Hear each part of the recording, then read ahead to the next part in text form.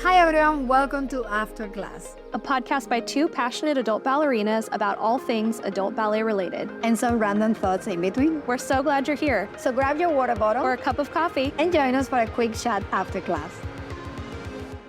Hello, everyone. Welcome to another episode of the After Class podcast. Today, we're going to talk about summer intensives. So, specifically, how to prepare for them physically and how to care for our bodies during and after. Intensives are an awesome experience, but they're also very physically taxing. So, this episode is going to be full of practical tips and information to help you feel your best and have the best possible experience. I am not going to be doing this episode alone. Yelena is actually still on maternity leave. She had her baby, which is awesome, and we miss her. But today I have a special guest who's going to help me with this episode. We have Allie Christensen on the podcast, who is the founder of Align Fitness and the Dancer Strong program. And she is a movement specialist and trainer who specializes in working with adult dancers to build strength and mobility and prevent injury so that we can experience our full potential in the studio. I've personally been working with Allie for the last few years, and she has helped me a ton. So I'm so excited to have her back on the podcast. Welcome, Allie.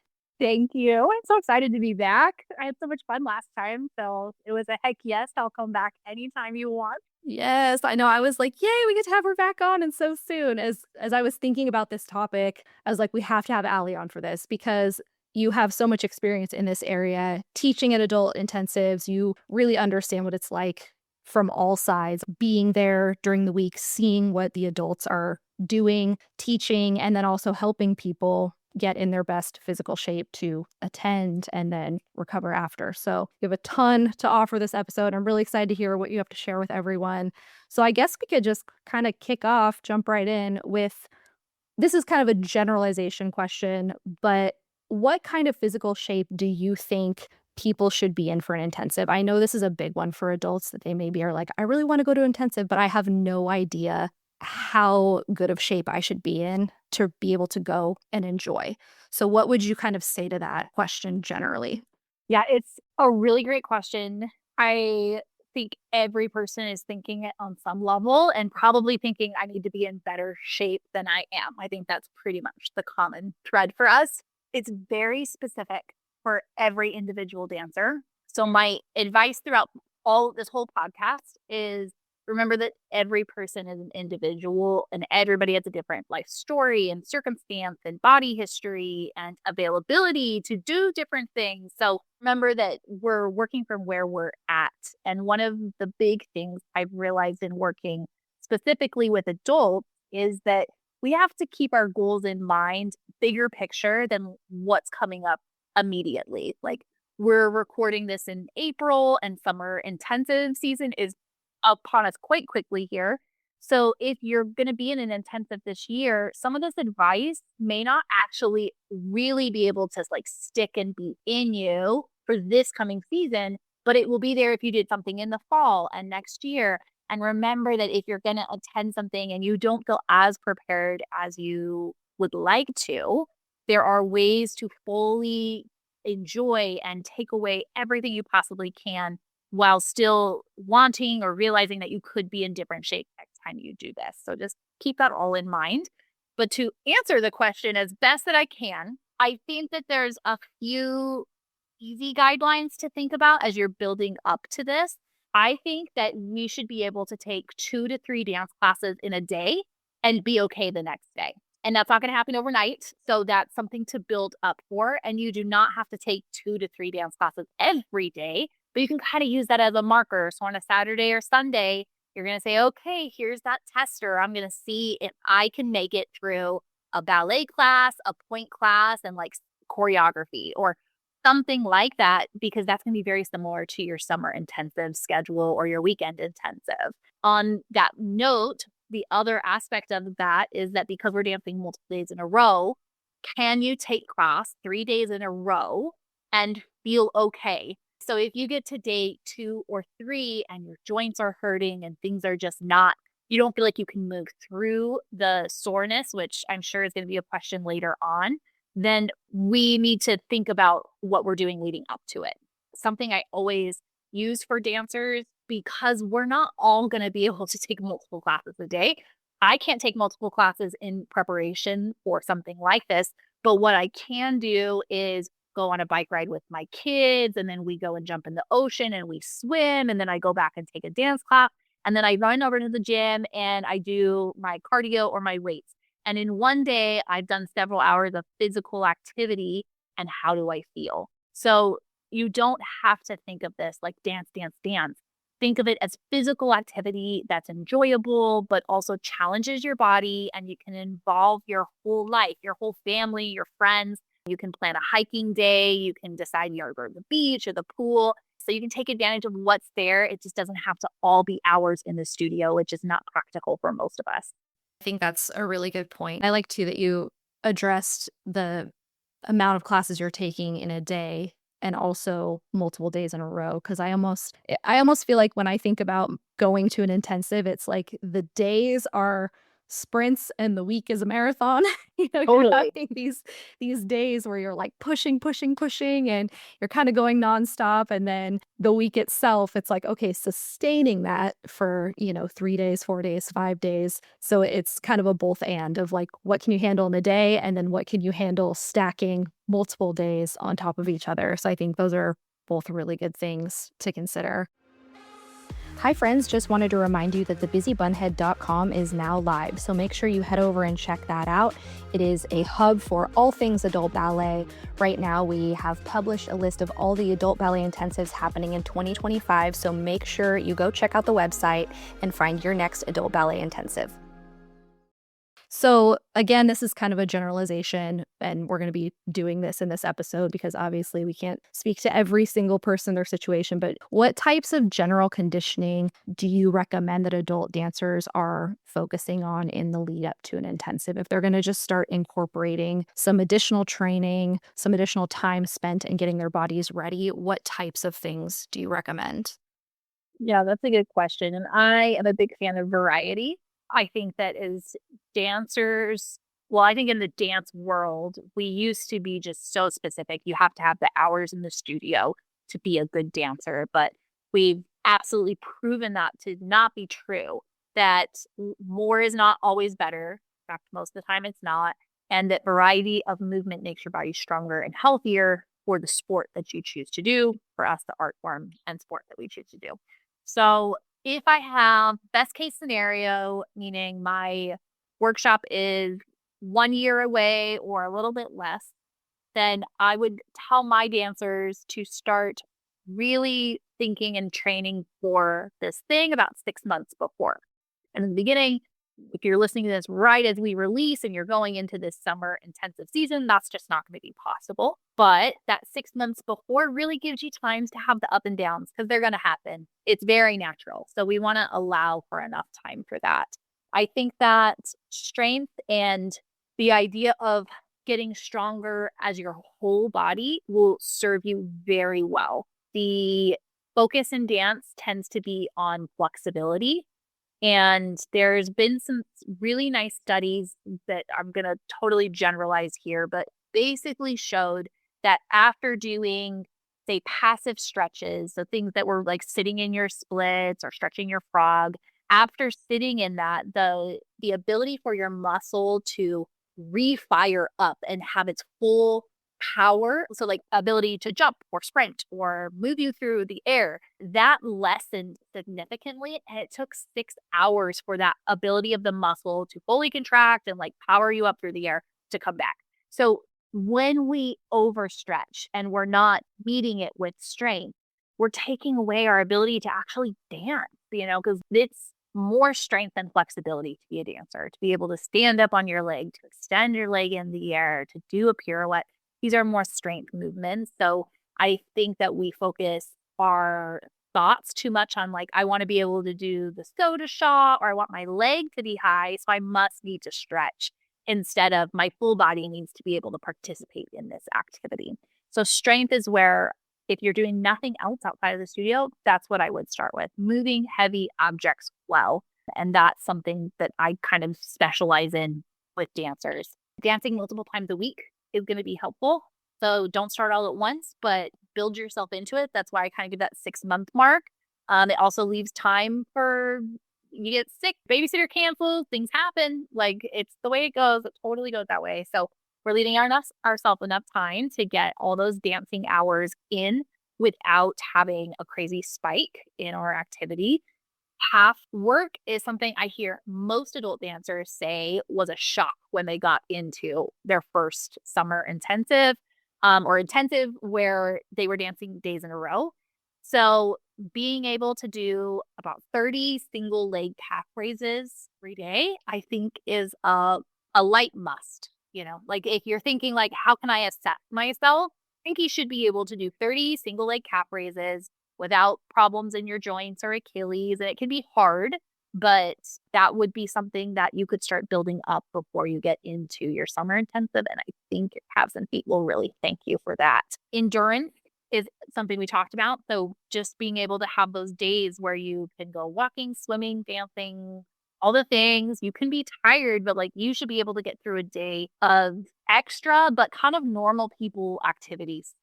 Yeah, you don't have to be in the studio the whole time, but you should be able to get through that stuff. So starting to build that up, your endurance for life of athletic endeavors would be a really nice way to prepare yourself for a summer intensive. I also always want to say that I think a lot of the time we are last case, like I'm on the clock. Now I'm going to get everything in that I possibly should have gotten in the last 6 months in these 2 weeks. I've been there and done that multiple times in many ways, but the month before you go into an intensive is not the time to decide I'm going to take all the classes, I'm going to spike my load. Like you have to know that 1 month before is about as good as it's going to get for you in this moment. I say that with all the love and compassion in the world for myself and for your body.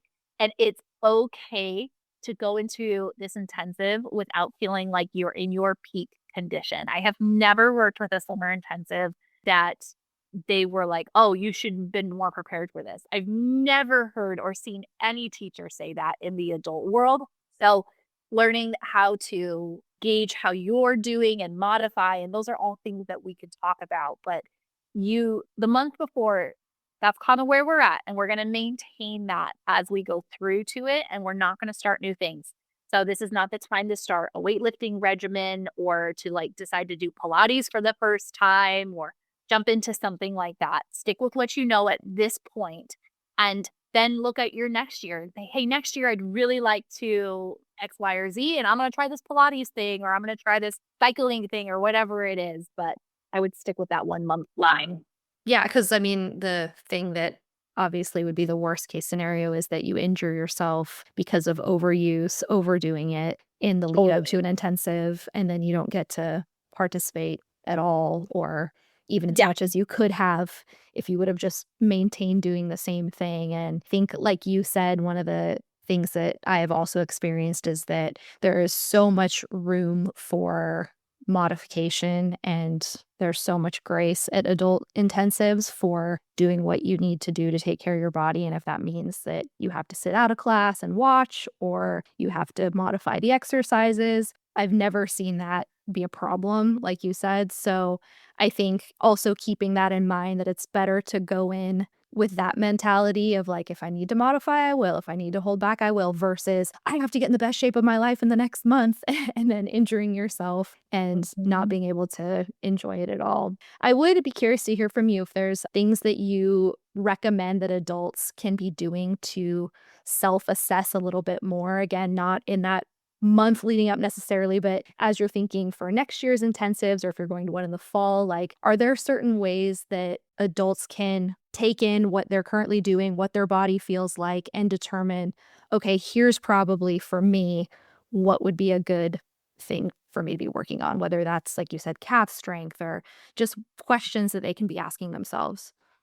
I think that one of the biggest things is, what is stopping you from finishing the class the way you want to?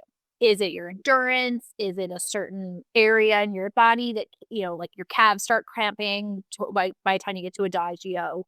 Is if it's something hurts? What is it that is stopping you from finishing the class? Or what do you want to be better at by the time you finish that class? Like you're like, God, I always hate adagio, so that must mean that maybe getting my legs in the air is not my favorite thing because it's harder for me. If you can take that thing and then take it out of the studio, I think we're going to be more successful. And that's a really clear way for you to say, this is how my body is feeling. This is where I need to go next. Because as many corrections as you get from a teacher, they're not in your body. They don't know how it feels. You could look stunning and be in pain. You could be like, this feels wrong. I feel like my left pinky toe is gripping to hold my leg up above my head. Like, they have no idea. And I have made the mistake of in training people in saying, oh, good, that movement's right. And then you can kind of see them look at you like, really? And it's like, oh, it doesn't feel good to you. I don't want to say that ballet feels good that every movement feels fantastic. Let's be real. Ballet is really hard, maybe the hardest thing, but there shouldn't be pain in joints. There shouldn't be specific stabbing, pinpointed feelings. It should be hard effort and work in large areas. So if you're getting corrections from your teachers, they are super valuable. But what is holding you back from finishing your class might be more valuable in the next step of going. Because I think every adult dancer I've worked with can pinpoint not only what the teacher says, but what's hard for them. Like, oh, the teacher always tells me to push my shoulders down. But you know what's really hard? It's for me to stand on one leg and to keep my shoulders down and to keep my ankle from rocking. And then they always have something that they realize they should be stronger at, So we know our bodies. Go off of that. You don't have to have that specific teacher instruction, although valuable. You don't have to have that. I kind of touched on this, but do my joints hurt is a very important gauge for us. Work is in broad muscle area. So like your whole quad, my whole glute, my whole calf, that's work. Pain, most of the time in the general dance population, is in a joint. So like the knees bother you, your ankles feel weird, the hips feel pitchy, grippy, achy, stabby, my low back bothers. Most of the time that's where it gathers. And then sometimes there's a very specific, like you could point right to it. You're like, this spot on my shoulder hurts. This spot in my back hurts, and it's on a muscle. So if you're feeling those are signs that there is a weakness in the chain. It's not necessarily the area, it's the things around it.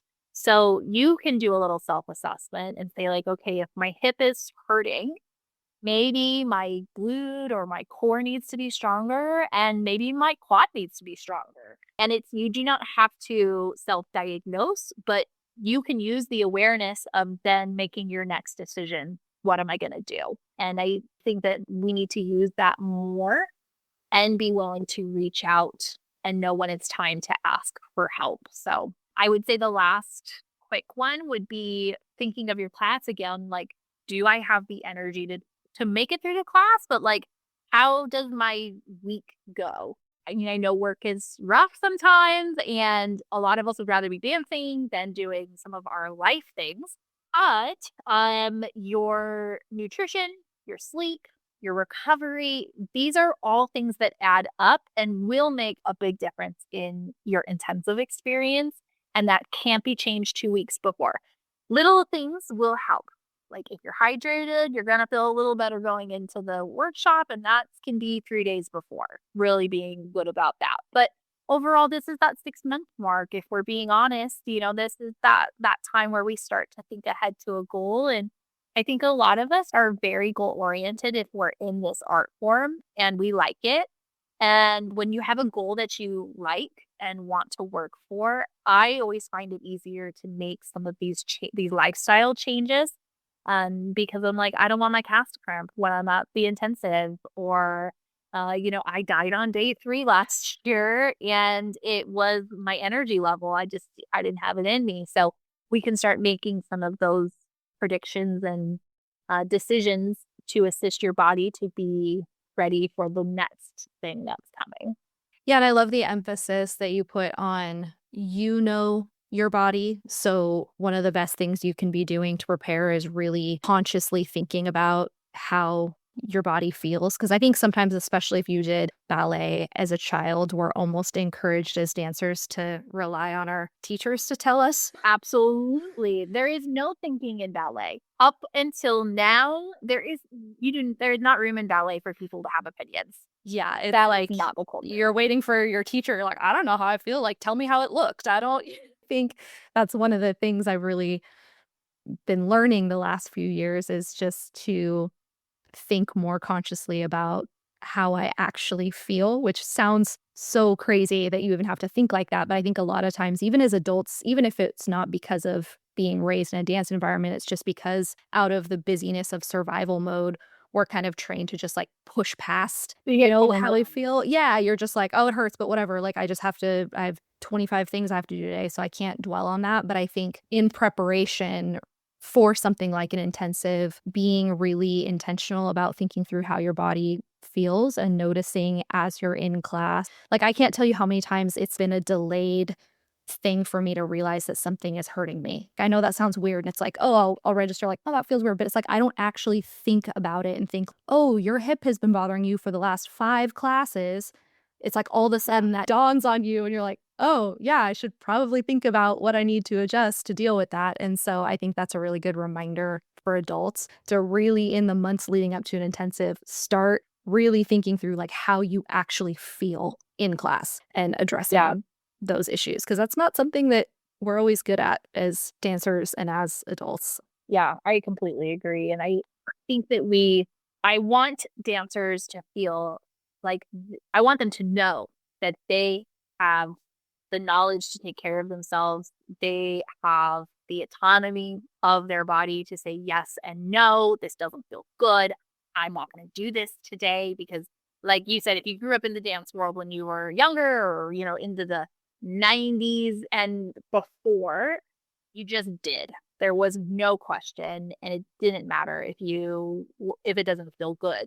So there's that aspect of it, and I think we can do more with that than we realize, especially as novice. Sometimes we're like, "Well, I don't know." And I'm like, "You actually do." Like, you may not know why, you don't have to know the technical name of things. You do not have to know how to fix something, but you know your body. You know how it feels. And even if you can't tell me or someone else exactly what's happening in your body, if you take the time to try to describe it, you'll nail it on the head. And that is a big thing I do with the dancers I work with privately and also online is I don't accept the words fine, good, okay, because they don't tell me anything. I can't help you with that. Yeah. I want to know what you're feeling. So in my mind, I can say to you as the professional, this is what we're going for, or we need to change the exercise or our approach so that you feel it in a different spot. Practice speaking what's happening in your body, and then you will be able to find answers because of that. And that actually leads into the next thing I wanted to ask you about is just, let's say that we are in that month prior to an intensive. What role should rest be playing in our prep? Because I think a lot of times, like we talked about earlier, the tendency is to want to push more and do more training, but really we also need to be resting, but in what quantities, I think is something that people maybe would struggle with. Like every summer for the last few years I've done an intensive, I'm always like, do I give myself 3 days off before the intensive, or is that too much? Because then I'm going to get to my first class and feel stiff. It's like this game that we're always playing, which again, I know is individualistic in some senses, but is there kind of a general rule that you would say to people of like, here's how much you should be resting in the lead up? Yeah, I can give some general guidelines, and then I would say that this is why you also kind of get that lead up time to experiment. You get to see, how do I feel after I take 3 days off? Like, am I wrecked after that first class back, or do I do good? And like, I don't want you to push out like to weeks of not dancing, but like, I don't know, is 4 days perfect for you? It might be. So in general, I would re-emphasize that the month before is not the time to make changes. So whatever your capacity load is at 3 to 4 weeks before your event, that's kind of it. That's where we're stopping, and we're going to kind of hang out there / start to pull back on things just a little bit so that you're not overcooked when it comes time for your intensive. There are a lot of studies that show when we have a load spike, so that load means activity, where that can be anything, but for dancers, it's going to be mostly time in the studio, or they start to do some other type of conditioning like Pilates, yoga, weight training, something. When your spike goes too fast, too hard, it is very highly predictable that in 3 weeks of that spike happening, you will have an injury. Pretty much across the athletic board, they can predict that with a certain amount of spike in activity, in 3 weeks, there will be an injury. So take that as that's not the time to keep adding, and that's actually the time to level off and to start to taper off a little bit. So I would say that the week before the intensive, I would be pretty light in my schedule. Again, you're not making changes. So I always say to the young kids that I work with who do the ballet competitions and the jazz competition, the week before, the 2 weeks before, we're not making changes in how you're dancing. This is like confidence on stage. So this is you feeling good in the studio. If you haven't changed it by then, it's not going to change in that week leading up to. So just forgive yourself for not being as good as your expectation, because it's only your expectation. Nobody else in that intensive is thinking, gosh, maybe you should have been more prepared. Nobody is thinking that. It is only you. So brush that one off and keep your schedule lighter the week before an intensive. And I would suggest trying 2 to 3 days off before you get to your intensive. That's me, give or take. Maybe you said maybe 3 days was too much for you to be off. Or maybe it's 2 days with like a light bar or a really good workout and mobility session. So you feel a little like juiced up and lubricated, something like that. But you don't want to be going hard before you go into a week, 3 days of intense dance. In general, I think that at the height of activity, so if you're a very active person, we want to be having 2 days a week that we are pretty much doing no physical activity. Light walk sounds great, like a really easy mobility session, but it's not to change your flexibility. It's just to feel good, like 10 minutes, really, really light. And then you're going to take those 2 to 3 days off right before your intensive, doing things that just feel good for your body if needed when you're doing it. But those are very generic guidelines, and it really is going to come down to your personal buildup. No, I think that's really helpful. Even keeping it general, I still think the advice to do other types of movement that make you feel good. 'Cause I'm thinking of even people who travel to go to an intensive. Maybe they take a plane, they do a really long road trip, and if you get there the day before, you maybe don't want to take a full class because you want to be rested for the next day, but doing something to move your body. Totally. So that you're just And that's a getting big factor. That's totally something that I didn't even consider is those of us that are traveling for something. You want to do something after that travel that makes you feel good and refreshed, not challenged, because you're going to spend a week doing that challenging thing. So I want to move into the week of an actual intensive or the few days of an intensive. I know they kind of vary in length from 3 days, 5 days, but just focusing on how we can care for our bodies during the week that we're actually there. So, do you have any tips for adult dancers for setting their bodies up for success the morning of? Like, you wake up, usually classes, the one I've been to have, they start around 10, 11, whatever that is. You wake up in the morning. What are some ways that we can get our bodies ready for what's coming the rest of the day? good question. Everybody's a little individual. That also seems to be my theme and disclaimer of this episode. Everyone, you're welcome. But I feel that waking up and not rushing to the studio is a big part of preparing yourself mentally for the day. So even though you want to get as much rest as possible, and for a lot of us, this is like our vacation, right? You're working so hard, but all for your vacation. You're away from your family. Hopefully you're getting good sleep at night uninterrupted, but wake up with enough time to leisurely hang around, enjoy your cup of coffee where you're at, have a very good breakfast, and not feel rushed to the studio. Then leave enough time to warm up, not stretch out. It is a warm up. So I talked about stretching. We don't need to go back into that, but this is your time to warm up, not stretch it out. And it's very tempting, especially when you're tired, I know, to get into the studio and sit down on the floor with your legs out on the side and be like, why am I here? Slash, I can't believe I'm here. This is the best thing on the planet. I get it. I can remember training in professional life where I would roll in, I'd get off the bus, I'd roll into the studio and lay on my back like I made it. And I was still happy to be there, but I was exhausted and I would not properly warm my body up. So start planning for 20 minutes in the studio or right before you get in your car to drive somewhere to warm your body up. And if you don't know how to do that, you can come check out some of my stuff and we'll help you figure that out. But that will be the biggest thing you can do for your day to feel better for the day.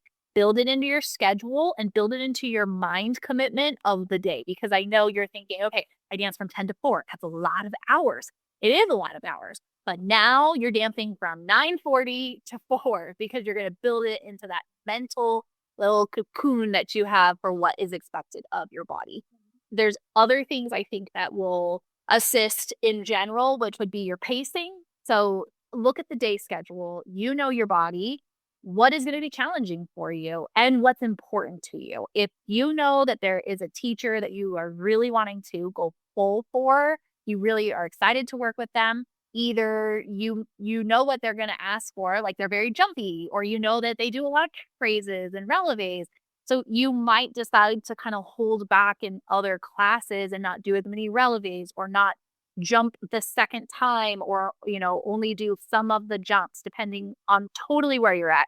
But look ahead each day and if it's a consideration for you, decide what the important class or teacher of that day is for you and try to make your best judgment call of what you need to do to participate fully, but not fully go out full out in your body. One thing that I love and I wish as a young dancer I understood better. I think I got this as I got into my 20s right before I stopped dancing, but kids and adults, I know for adults they tend to feel like, well, I can't do all the petit allegro. And it can feel a little like a self beat up, like, oh, I'm not getting everything that I can out of this class because I'm not physically in the center going on the beat doing the petit allegro. But I promise you that if you mark your port de bras full out and you do the direction of class, changing corner to corner, glissade, whatever, if you do that and mark fully in the back of the class, you will get so much out of class. The only thing you're not getting is the physicality of jumping, but you're taking in what needs to be happening in your body. You're working on timing. You're hearing the corrections. You're working on your presence. You're even thinking of like what it's like to go up and down during the petit allegro. You're just getting so much.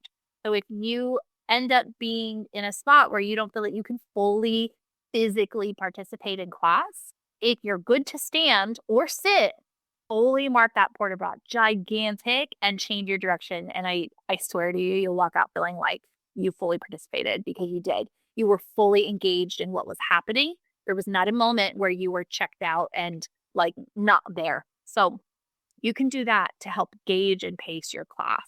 Little things that will make a difference too, of course, will be snacking in between every class. Like bring a suitcase full of snacks. If you can't make it to the grocery store, fly with all your favorite snacks.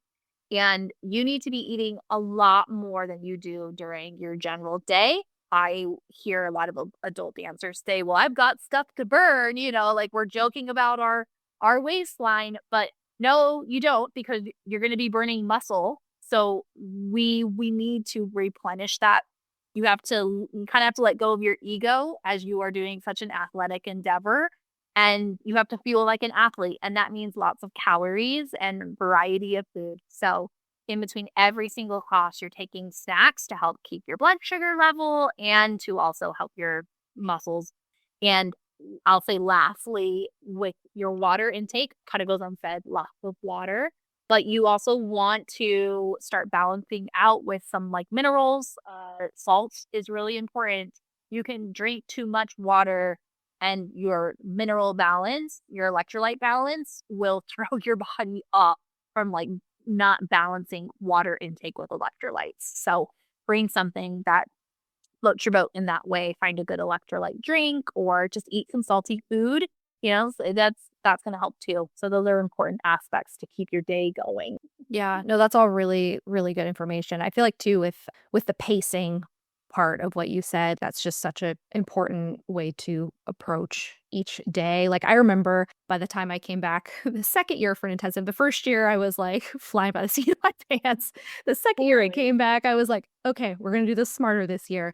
And the thing that I have started doing for intensives is in addition to, yes, getting there early, warming up, super important, but also thinking of that first class of the day as an extension of that warm up and staying in warm up mode for that class, not like you said, full out mode. Like this class is to get my body ready for the rest of the day. This is not the main event. So, not starting with the first class of the day being like, oh, I'm going to do everything on releve. I'm going to do full out, as high as my leg can go. Like thinking of that first class as this is chill mode. This is just waking up the body. And for me at least, I feel like that really helped sustain the longevity of the week. Like the last year that I did an intensive as opposed to the first year, I felt much better on the last day than I did my first intensive. The first year I went, I was cooked by like the third day. I was like, I don't even know if I'm able to finish out the week. And then the next year, going a little slower in the day. And, there's times where the teacher will say, like, if you want to do this on releve, go for it. And I'm like, nope, I'm not going to do it on releve. Like, I choose in my adult autonomy to not do that on releve. And I think that they seem like little micro decisions, but they really add up for the overall pacing of your whole week. If you are smart with the choices that you're making at the beginning of the week and in your first class of the day, and you're holding back a little bit. And I know we get excited, I think, as adults, because we're just like, this is the best thing ever to be an intensive, and you want to dance really well and have a lot of fun. And it's like not to squash that, but I think when you think about it in terms of like, oh no, I have 3 more classes after this. This bar class is times 5. Yeah, times 5. Like I can afford to pull back a little bit in this first bar class of the day. So I think I love really that idea. And that's such a good thing to remember. For most of us, it's like an intensive is a marathon. You have to think about it Sure. in those terms. Intensive is a marathon for those young little Instagram 14-year-old dancers. Like the amount of injuries that happen during summer intensive to young dancers is extremely high. And they are younger, dance longer, have more training, like they have all the things and they are still running a marathon in these studios. So of course we're doing like the ultra marathon or whatever the 100-miler is. That's what a 5-day intensive. Yeah, I know. Or like Ironman. Like I trained all year for this. Yeah. This is my Olympics. That's so funny. That actually brings up a good point, though, that I wanted to ask you about. During the week, it's very normal to be very sore. And there is, a portion of that is to be expected and is fine. But I think where it can get hard for adults is differentiating between what is kind of normal to be expected soreness that you can push through versus this is potentially about to be an injury and I need to pull back. So are there things that adults can be looking for that would help them to know, okay, I should probably go sit down versus it's okay, I can keep going? Soreness is a broadness. We kind of talked about this earlier. It's a broad feeling in a big area. So the quad, like the whole top of your thigh versus a very small pinpointed up at the top of the quad. Or your whole calf, like my whole calf is burning versus a spot down below near the Achilles or the heel. So soreness is going to be the broad. Pain tends to be more pinpointed. People tend to describe it as stabbing, aching, numbness, pins and needles, tenderness, jabbing. So if you're using words like that to describe, then it's probably more towards pain. And like I said before, a lot of pain is in joints. So it means ankles, hips. So we're looking at those spots was where I would gamble that somebody is going to feel pain. Another thing to think about is, does movement make it better? So You get there in the morning, you want to lay on the ground, but Allie said, don't do that and move through it, get warmed up. And by the time you get through about halfway through that first class, you realize, like, oh, I feel a lot better. Maybe it doesn't completely go away, but you feel like you can move again and it's going to be okay. That's soreness. If the pain keeps getting worse, if the quote soreness that you're not sure is pain keeps getting worse, then and it just keeps escalating as you move or during class, that would definitely be a time to step back and say, okay, do I need to modify? Do I need to sit down? Do I just need to rest it for this class? But the escalation of it should not be happening once you start moving if it's true soreness. I think just the big thing is that movement makes it feel better. And soreness, it's hard in a workshop because you're going so many days in a row. But in general, for your education of how your body feels, general soreness will go away within 48 to 72 hours. So if something's lasting longer than that or repetitively coming back, it's probably edging towards weakness, which then turns into an injury. I think in intensives, I see warning signs of dancers like shaking. Either like their blood sugar levels dropped or their effort level is just so high or they're in pain and they don't want to stop. So we'll see more than the like, I'm holding my leg at 90 degrees and holy crap, this is really hard. But it's like your body feels like jelly that can't support you. If you really feel that way, that's not the best time to be pushing through class. That would be a time to modify. And then if you really feel like you can't stand up, like please sit down, get some water, have some food, that type of thing. But you might get to the point at the end of a day or towards the middle of the week where you just feel like you're jelly. And that's a really dangerous time because you're not in control of your body. That would not be the best time to start working on fast feet Allegro when you don't feel like you're in control. It's not the best time to go on point, so on and so forth. So you can kind of use that as a gauge also. That's all very helpful because I think, like you said, when there's that noticeable loss of stability where you're so fatigued, where you're like, I don't even feel like I can really stand well right now, that's not the time to be doing Grand Allegro or Petit Allegro. And I think just keeping that in mind. I think also, too, it's so helpful the information that you just gave about soreness being in a broader area versus like pinpointed pain. Because I think oftentimes we just need a really practical, specific piece of information like that to be able to ask ourselves the right question. Because I think going back to what we talked about earlier, I think as dancers, we can kind of justify pushing through a lot of times. And we're like, oh, it's fine, it's fine, it's fine. But I think that is like a really great question to be able to just ask yourself, is it the whole area or am I feeling a specific point at which there is strong discomfort? And that's a really helpful. I mean, that's something that I'm like, oh, I need to be incorporating that into my body feedback checklist when I'm experiencing something and trying to figure out what it is and how I should adjust accordingly. So it's super helpful. Totally. And I also want to, I feel like I say this a lot, but I think it's really, really important. Pain is part of our lives. I wish I could say for everyone that you're never going to be in pain, but pain is not a bad thing when we take care of it. It is the only way your body can tell you something's not right.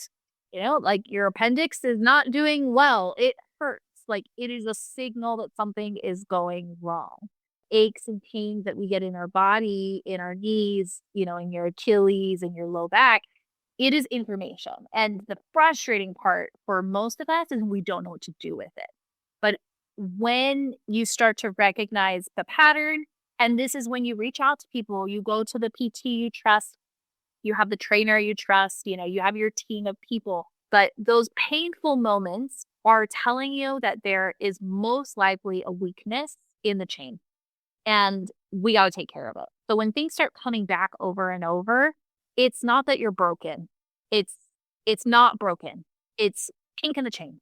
And the kink in the chain can be fixed. Know that with strength and building of strength, building of muscle in the correct way, a lot of those things go away. So use pain as the information. Don't be afraid of it, but don't ignore it.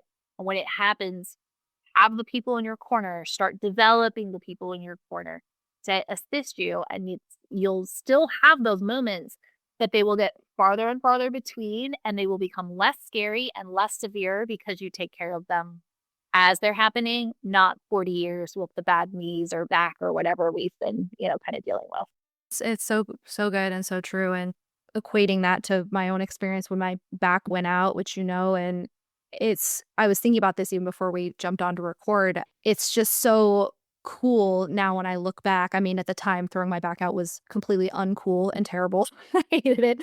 But now I was just thinking about this, like, I don't really have pain in my low back at all anymore. And that was something that I had just accepted and was living with until my back went completely out and I had to deal with it. And now it's like in this weird way, even though it was terrible, I'm so grateful that my body told me and made me address things that I just wasn't addressing. And now it's like I know that I'm stronger, I'm healthier, my body is in a better place because I had to deal with things that I was just pushing through. Like I just had like low grade discomfort in my low back all the time. It was just like, "Oh, okay, that's just how it is." And it's like, to your point, it doesn't have to be that way. You can get to a place where the things that are bothering you and hurt and are weaknesses in your body, like you really can get to a place where those aren't issues anymore. You just have to listen and, don't do what I did and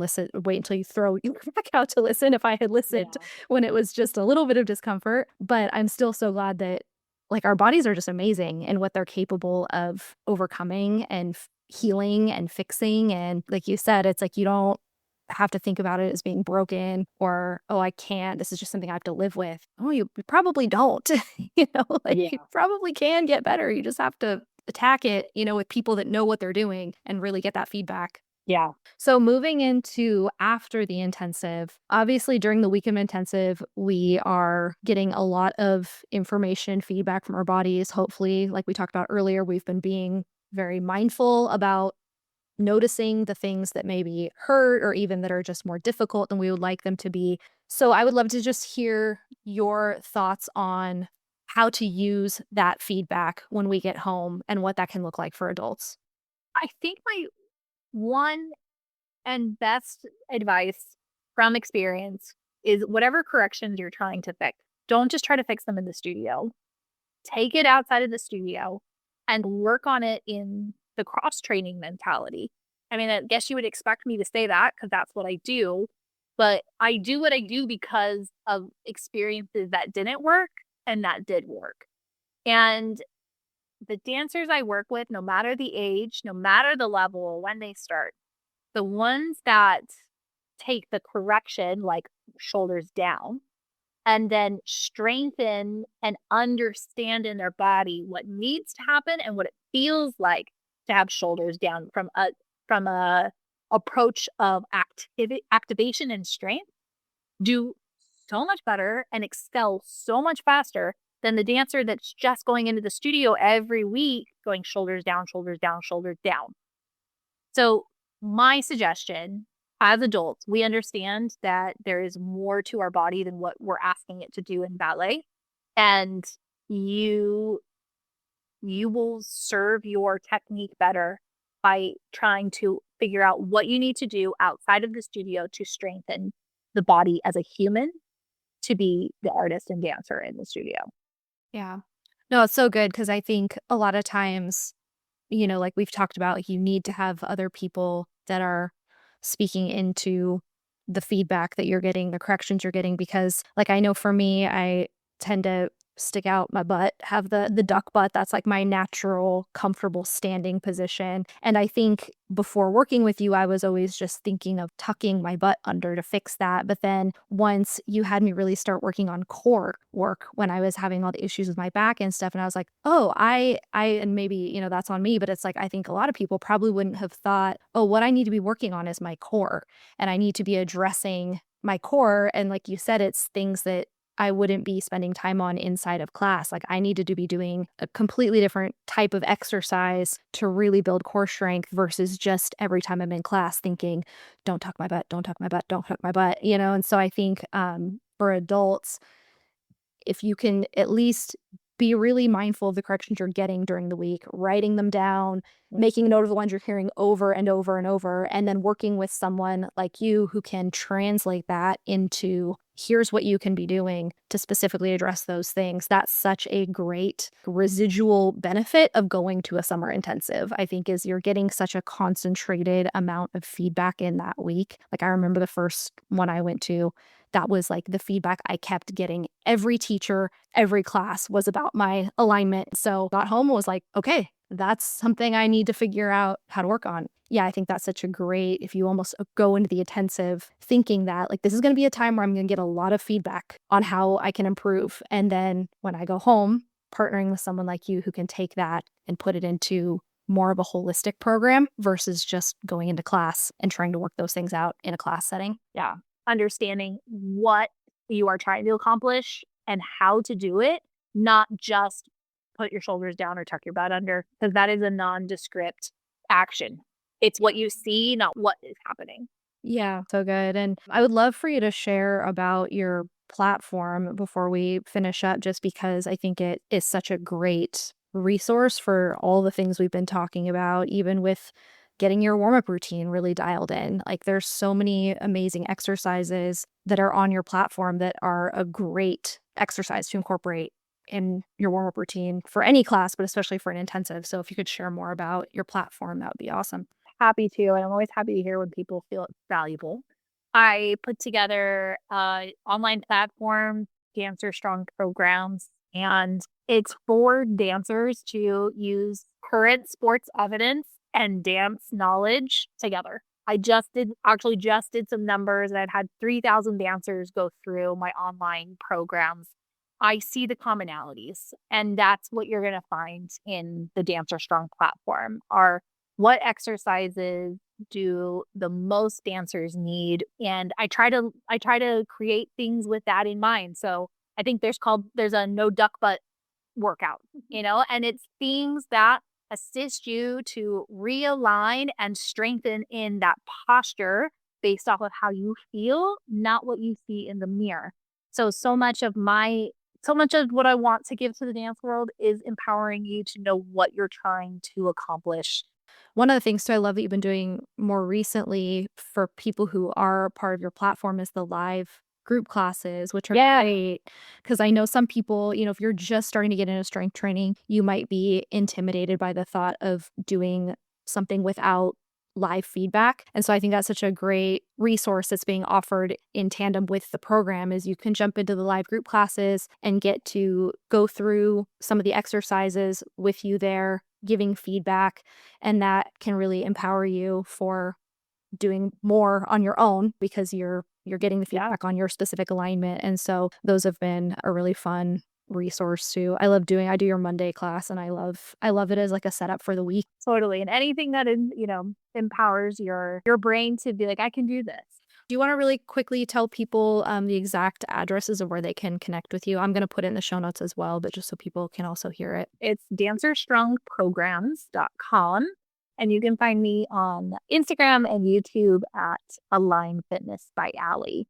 Come tell me you heard me here and ask me your questions. Yeah, definitely connect with Allie if you have questions about the program, if you're wanting even individual feedback, because are you taking clients right now, like on an individual basis? I do evaluation. So if you're wanting a little bit of information about where you're at, how to move forward, sometimes people will come and do a virtual or in-person evaluation, and then I can give better recommendations if you want to use the online platform, which is a really nice mix of both. Like, let's figure out what you could focus on, send you on your way, and then you can use the platform. So thank you so much for coming on. I feel like this was so full of practical information to set people up for success with their intensives. And we're so grateful for your time. So thank you. Thank you, Hannah. It's always a pleasure. We will catch you guys on the next episode. Bye. Thank you for listening to After Class. Join the community on YouTube and Instagram, or come dance with us, our weekly Zoom classes for adult ballerinas like you. Links included in the episode description. Special thank you to our sponsors. See you next time after class. Podcast produced by Mission Bridge Media.